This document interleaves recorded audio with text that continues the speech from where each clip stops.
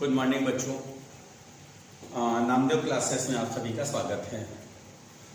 तो मैं बार बार आप लोग से अनुरोध करता हूं बेटा कि छत्तीसगढ़ में और छत्तीसगढ़ के खासकर बिलासपुर और रायपुर में इतना तेजी से कोरोना फैला है।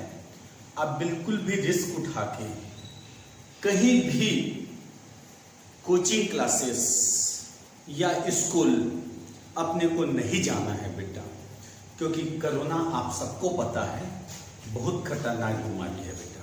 ठीक है, मान लो छोटी छोटी कोचिंग क्लास भी ले रहे हैं तो मेरे ख्याल से आप अपने भविष्य और जिंदगी के साथ रिस्क मत उठाइए बेटा। ठीक है, नामदेव क्लास आपको घर बैठे ट्यूशन क्लास दे रहे हैं। नामदेव सर द्वारा घर बैठे आपको बेहतरीन ट्यूशन क्लास दे रहे हैं। नोट्स भी हम आपको उपलब्ध करा रहे हैं। आज मैं अपने 12th वाले बच्चों से उसका सॉल्यूशन का नोट्स भी दूंगा। तो नामदेव क्लासेस में बहुत दिनों से हम कक्षा 11वीं एवं कक्षा 12वीं की पढ़ाई कर रहे हैं और अपने दोस्तों यारों को भी बताओ, कहीं कहीं वो अगर वो ट्यूशन डायरेक्ट जा रहे हैं तो नहीं बेटा, कब जाने कहाँ कोरोना है। इसलिए मैं आप बच्चों को सजेशन दूंगा कि आप अपने घर में रह के अपने स्कूल का ऑनलाइन वाली पढ़ाई करो और साथ ही साथ हमारा वीडियो देखिए। कहीं भी आपको नहीं जाना है, पता नहीं कहाँ कोरोना है, कौन संक्रमित है, कोई नहीं जानता बेटा। इसलिए रिस्क नहीं उठाना है। हम लोग भी कहीं नहीं जाते, केवल कोचिंग में वीडियो देने आते हैं और सीधे घर। ठीक है, तो नामदेव क्लासेस में आप सभी का एक बार मैं फिर से स्वागत करते हुए आज का मेरा जो टॉपिक है वो है मूल प्रभाज। मूल प्रभाज बोलते हैं बेटा, मूल प्रभाज। तो मूल प्रभाज है क्या? मूल प्रभाज है क्या? तो नामदेव सर का एक आदत है, वो बड़ा सरल तरीके से पढ़ाता है। हमारा जो विलियन है बेटा, उस विलियन में दो चीज होते हैं, मैंने बोला था। एक है आपका विलेय होता है बेटा, जिसको हम इंडिकेट करते हैं बी से, और दूसरा विलायक होता है और उसको हम इंडिकेट करते हैं ए से। तो मोल प्रभाज है क्या? व्हाट इज मोल प्रभाज? तो जैसे कि मान लो हमारी संस्था में कितने लोग का विलियन बना हुआ है। हमारी संस्था में 4 लोग का, Namdev sir, Patle sir, Sahu sir, Dewangan sir, 4 लोग का हम लोग का विलियन है। मान लो पूछे नामदेव सर का मूल प्रभाज क्या है, तो मेरे को ऊपर में कर देना, बटे मेरी कोचिंग में जितने लोग हैं उतने लोगों को कर देना, साथ में मेरे को भी जोड़ना। मतलब नामदेव सर के मोलों की संख्या अपॉन नामदेव सर में उपस्थित कुल सदस्यों की मोलों की संख्या के अनुपात को नामदेव सर का मोल प्रभाज कहते हैं। बड़ा सरल बेटा, आसानी से आप अपनी बुद्धि में बैठा सकते हो। सॉल्यूशन में जितने लोग रहेंगे उसमें से किसी एक का मोल प्रभाज पूछेगा। जिसका भी मोल प्रभाज पूछता है उसके मोलों की संख्या को ऊपर और नीचे में अपॉन में सारे लोगों की मोलों की संख्या। तो मेरे को पूछे, मेरी कोचिंग संस्था में 4 मेंबर है, Namdev sir, Sahu sir physics वाले, बायोलॉजी वाले पाटले सर, मैथ्स वाले देवांगन सर। तो पाटले सर के मोलों की संख्या क्या है, परिभाषा पूछा गया। तो विलियन में उपस्थित पाटले सर के मोलों की संख्या तथा नामदेव क्लास में उपस्थित सभी सदस्यों की मोलों की संख्या के अनुपात, अपॉन में है ना, के अनुपात को पाटले सर का मोल प्रभाज कहते हैं। मान लो मैंने बोला एक विलियन में राम है और लखन है, तो राम का मोल प्रभाज क्या है? विलियन में उपस्थित राम के मोलों की संख्या। देखो x से दर्शाते हैं मोल प्रभाज को, x से, x राम बराबर n Ram upon n Ram plus n Lakshman. परिभाषा बहुत सरल बेटा, विलयन में उपस्थित राम के मोलों की संख्या तथा विलयन के कुल मोलों की संख्या के अनुपात को राम का मोल प्रभाज कहते हैं। ठीक है, और आप सभी को मैंने पढ़ाया है, एन मतलब होता है मोल, मोल मतलब भार बटे अणुभार, भार बटे अणुभार मतलब W/m। तो मैं इसको चेंज कर दे रहा हूं, x राम बराबर W/m Ram upon W/m Ram हो गया प्लस W/m लक्ष्मण। अब यदि अपने को कॉमन परिभाषा देना है, किसी इंडिविजुअल किसी एक को इंडिकेट नहीं कर रहे हैं, किसी एक को मैं इंडिविजुअल इंडिकेट नहीं कर रहा हूं, कॉमन परिभाषा, तो विलयन में उपस्थित किसी एक घटक के मोलों की संख्या तथा विलयन के कुल मोलों की संख्या के अनुपात को विलयन का मोल प्रभाव कहते हैं। बहुत सरल बेटा, क्योंकि नामदेव सर का स्टाइल ही है वैसी सरल पढ़ाना। तो फिर से सुनना, विलयन में उपस्थित किसी एक घटक के कॉमन है, मैं किसी एक को इंडिकेट नहीं कर रहा हूं, मैं किसी एक को इंडिकेट नहीं कर रहा हूं, मैं किसी एक को कॉमन ले रहा हूं। मेरे को कॉमन निकालना है, मेरे यहां 4 मेंबर है, तो विलयन में उपस्थित किसी एक घटक के मोलों की संख्या तथा विलयन के कुल मोलों की संख्या के अनुपात को मोल प्रभाज कहते हैं, जिसे x के द्वारा प्रदर्शित किया जाता है।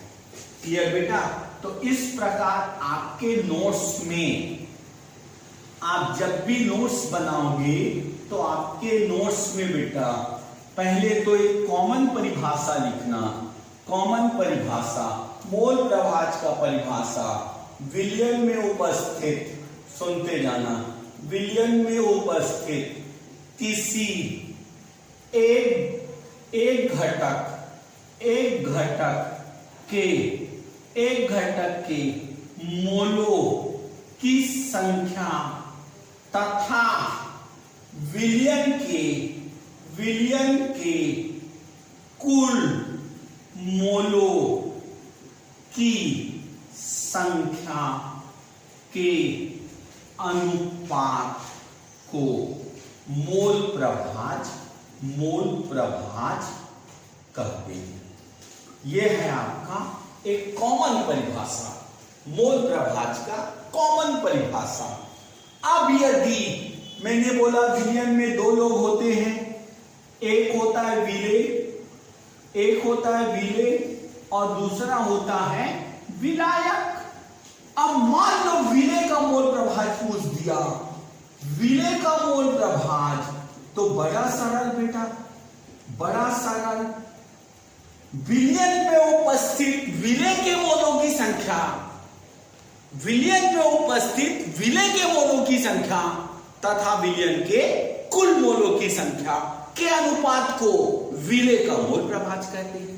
जिसका पूछे उसको ऊपर करना है। तो देखो मैंने यहां पे दिया विलेय के मोल प्रभाज, तब आपका परिभाषा विलयन में उपस्थित विलेय के मोलों की संख्या तथा विलयन के कुल मोलों की संख्या के अनुपात को विलेय का मोल प्रभाज कहते हैं, जिसे XB के द्वारा दर्शाया जाता है, जिसे XB, तो देखो XB बराबर NB बटे NA प्लस NB, SB बराबर अभी मैंने पढ़ाया W/m B बटे W/m A प्लस W/m, ये हो गया आपके पास B। इस प्रकार विलायक का मोल प्रभाज पूछ दिया, सेम है, सेम परिभाषा दोगे।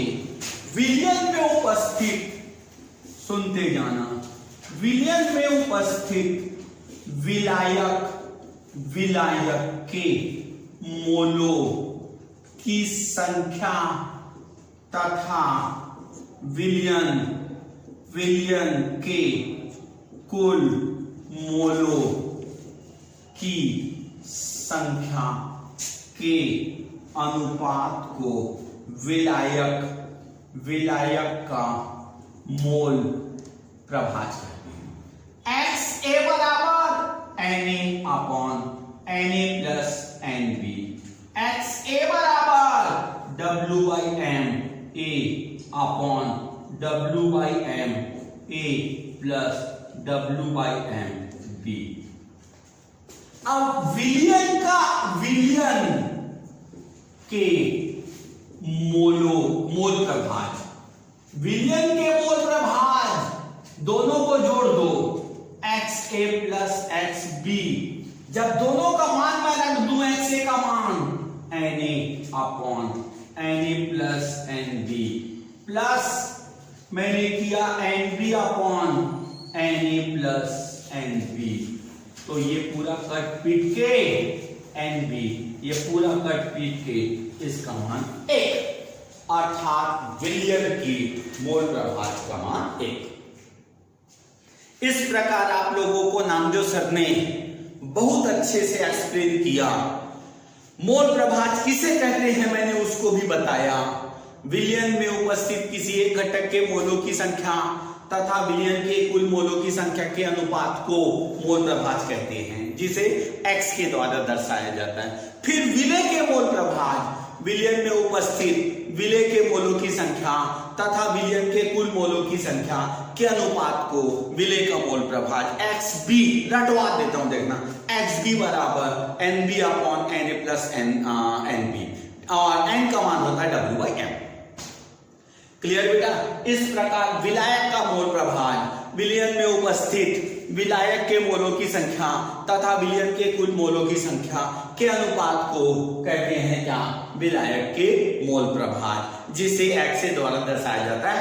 XA upon Na upon Na plus NB। बहुत इजी बेटा, जब दोनों को जोड़ेंगे, विलयन का जब मोल प्रभाज लेंगे तो विलय और विलायक के मोल प्रभाज का योग विलयन का मोल प्रभाज, और जब रखोगे तो इसका आंसर आता है 1।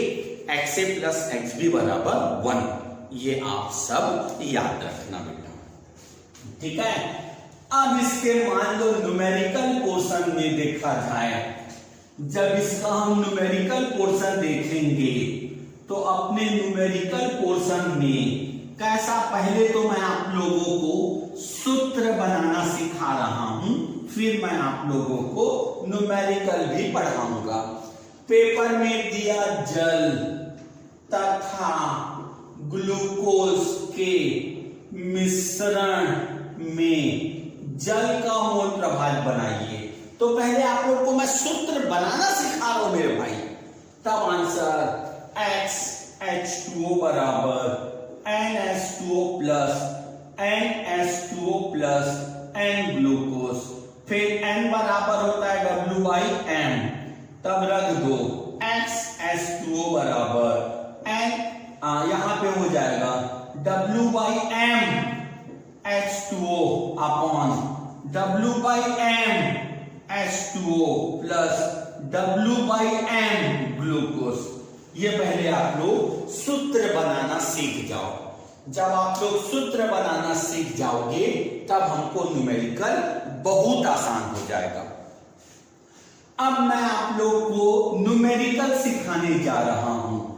पेपर में दिया 1 मोल ग्लूकोज, 1 मोल जल में घुला है, तो ग्लूकोज का मोल प्रभाज क्या होगा? तो ग्लूकोज का मोल प्रभाज क्या होगा? तो आप बारहवीं में कैसे बनाओगे? मोल दिया है ना, मोल दिया है, तब फॉर्मूला X ग्लूकोज बराबर N ग्लूकोज अपॉन N पानी प्लस N ग्लूकोज। N का मान दिया है, मोल शब्द ले दिया है 1, नीचे में 1 धन 1 बटे 1 बटे 2 बराबर 0.5। इसकी कोई यूनिट नहीं है। क्लियर बेटा? इसकी कोई यूनिट नहीं है। मोल दिया हो तो यहां तक रखना ना, W/m यूज मत करना। मोल दिया होगा तो यही तक रखना, W/m को यूज नहीं करोगे। अब मान लो पेपर में दे दिया, सुनते जाना, पेपर में दिया 18 ग्राम H2O में 180 ग्राम ग्लूकोज घुला हुआ है, तो जल का मोल प्रभार सूत्र बनाओ, XH2O बराबर NH2O upon NH2O plus N glucose. लेकिन W/m लगाना पड़ेगा क्योंकि ग्राम शब्द दिया है। XH2O बराबर W/m H2O upon W/m H2O plus W/m glucose. बेटा इसका W दिया 18 और पानी को मैं गिनूं तो 2 धन 16 बराबर 18। इसका भी 18/18। ग्लूकोज को 180 और ग्लूकोज को आप गिनोगे तो उसका भी 180 आता है।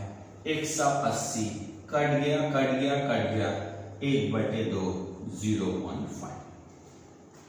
क्लियर बेटा?